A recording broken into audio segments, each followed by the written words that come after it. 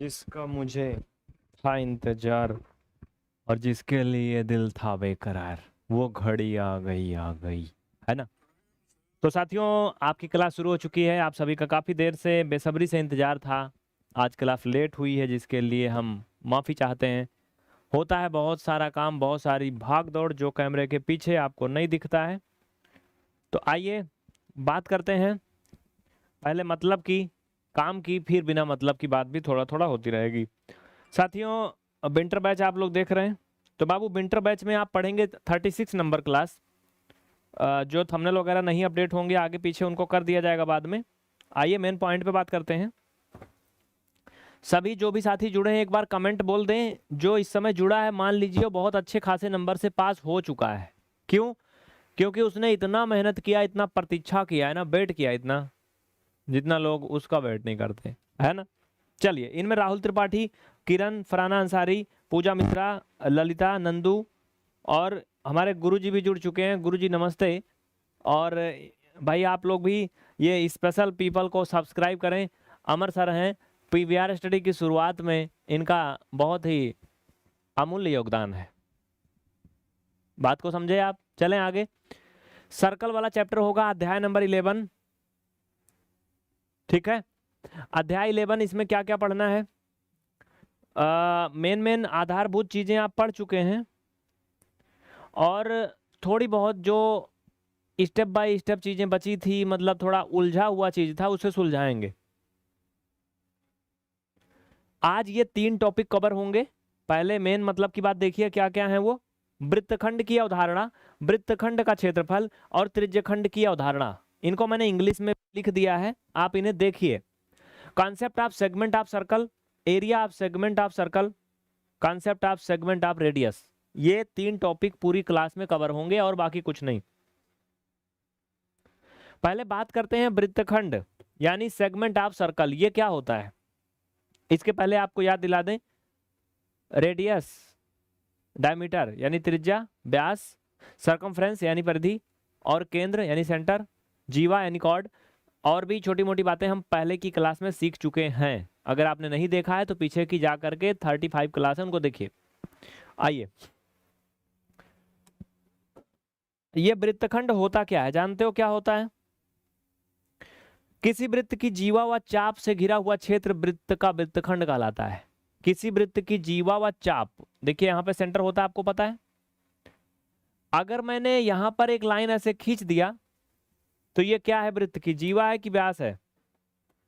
क्या कहोगे आप इसे? अगर मैंने इसका नाम रख दिया, मान लो कि आर और एस, सेंटर को ओ बोल दिया, तो ये क्या है? जीवा है ना। ये क्या है? जीवा है। लेकिन इसमें एक होता है चॉप। चॉप जानते हो क्या होता है? जब आप गोला प्रकार, शायद इसमें अगर होगा तो मैं दिखाऊं, उस वाले में रहा होगा, मैथमेटिक्स टूल, एक मिनट रुकना। अरे भाई, अगर आप एंगल वगैरह बनाए हो, कोण वगैरह, तो आपको पता होगा। गोला प्रकार जानते हो? वो जिसमें सुई लगी होती है, ऐसे रख के ऐसे खींचते हैं, तो उसे क्या बोलते हैं? चाप। ठीक है, तो कुछ वैसे ही इसमें भी होता है। इसमें जहां पर लाइन सेगमेंट होता है, यहां पर एक चाप माना जाता है। मान लो इसको ए और इसको बी,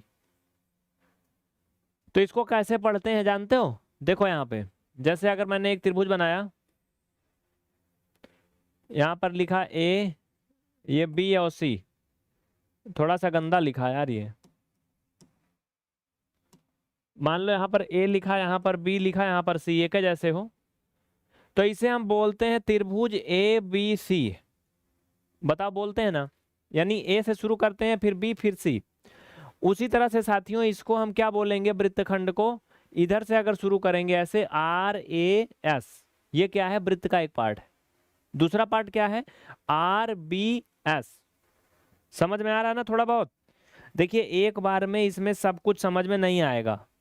अगर आप इस क्लास को दोबारा देखोगे, रिपीट करोगे, अगली क्लास में मैं बताऊंगा, फिर सब क्लियर हो जाएगा। क्योंकि ये थोड़ा सा टफ है, बहुत आसान नहीं है। तो ये एक ही बार में 100% नहीं आएगा, लेकिन आप कोशिश करोगे तो आएगा। समझ में आया ना? तो बात करें आगे।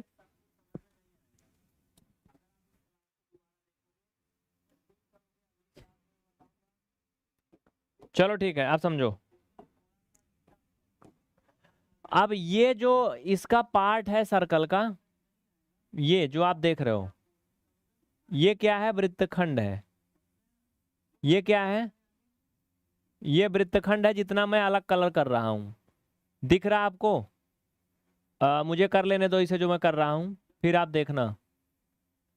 उम्मीद है कि दिख रहा होगा। अरे भाई, जैसे कोई चीज को तोड़ दिया तो कहा कि इसको खंड खंड कर दिया, तो उसी तरह से सर्कल का हम अगर एक पार्ट तोड़ के निकाल देते हैं तो उसी को सेगमेंट ऑफ सर्कल बोलते हैं। ठीक है। ये जो इधर बैगनी कलर का आपको दिख रहा है कोने पे थोड़ा कटा हुआ पार्ट, वो क्या है? वृत्तखंड है। बोलो समझ में आया कि नहीं? समझ में आया कि नहीं सभी? ये बताओ मुझे जल्दी से, आया समझ में? इसे आप पढ़ेंगे ए एक्स बी। क्या पढ़ेंगे? A X B. Sorry, A X B कहाँ हो रहा है? मैंने तो नाम लिखा है आर ए एस ना। क्या पढ़ेंगे? R A S. ठीक है, समझ में आया? जो कि चाप आर और यस द्वारा घिरा हुआ है। समझ गए? कुल मिला के आपको इसमें से केवल वृत्तखंड समझना है बस। वृत्तखंड समझ में आया?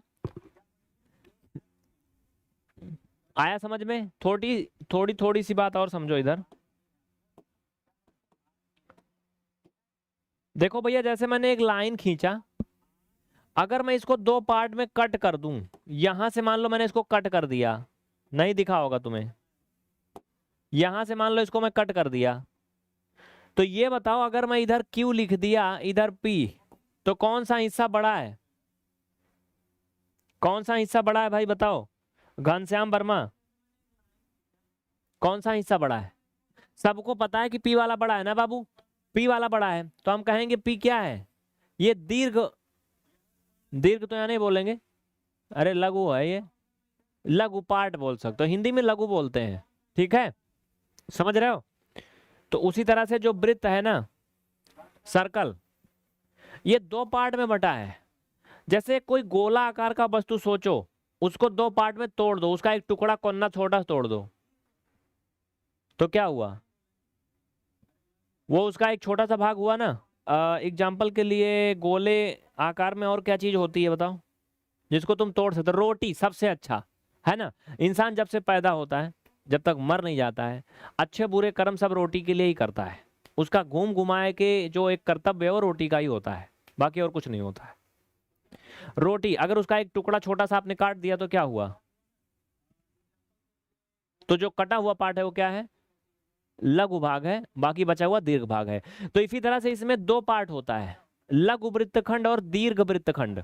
ठीक है, लघु वृत्तखंड और दीर्घ वृत्तखंड। आइए उस पर बात करते हैं। आप वृत्तखंड समझ गए हो?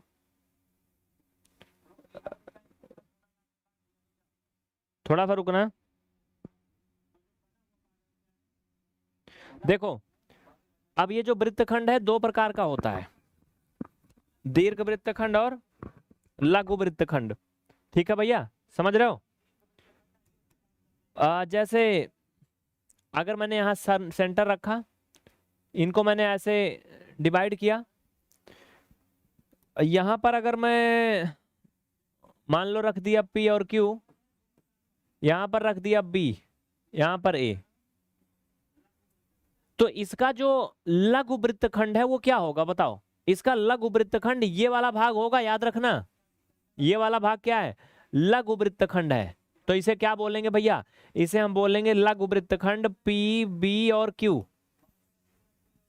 ठीक है, और दीर्घ वृत्तखंड क्या है? P, A, Q।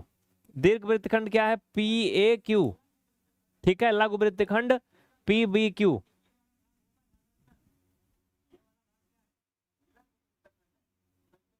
आशीष समझ में आ रहा है? भूपेश चतुर्वेदी, किरण, बातचीत नहीं, बोलो समझ में आया? लघु वृत्तखंड और दीर्घ वृत्तखंड समझ में आया? पीछे देख लो एक बार।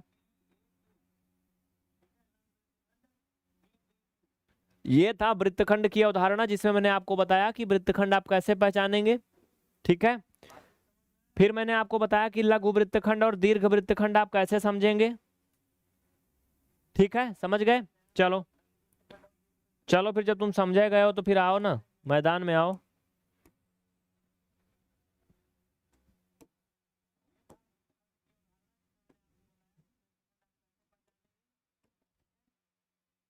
यहां पर ये सेंटर है,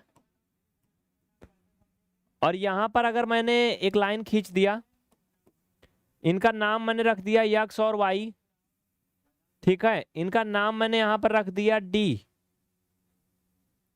यहां पर मैंने रख दिया सी, तो मुझे कोई इसमें से लघु वृत्तखंड बताए क्या होगा, जल्दी करिए।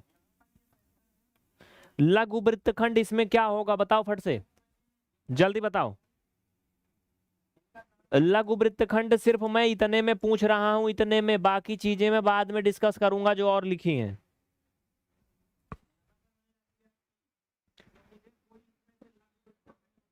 जल्दी करें, फास्ट करें, देर नहीं। चलो भैया,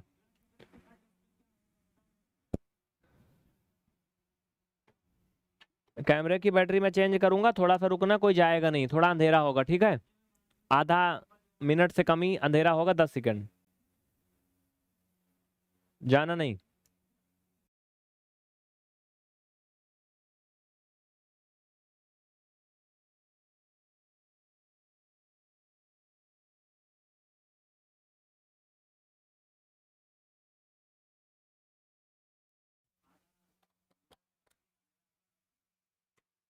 हो गया क्लियर? हम्म,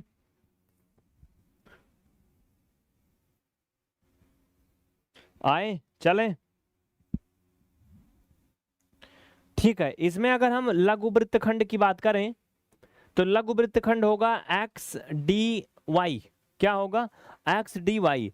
दीर्घ वृत्तखंड होगा एक्स सी वाई, ठीक है, आगे बढ़े, कोई दिक्कत कोई परेशानी नहीं किसी को? चल भैया,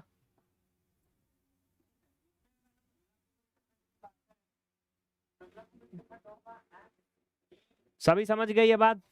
चलें, अब बात करते हैं वृत्तखंड का क्षेत्रफल।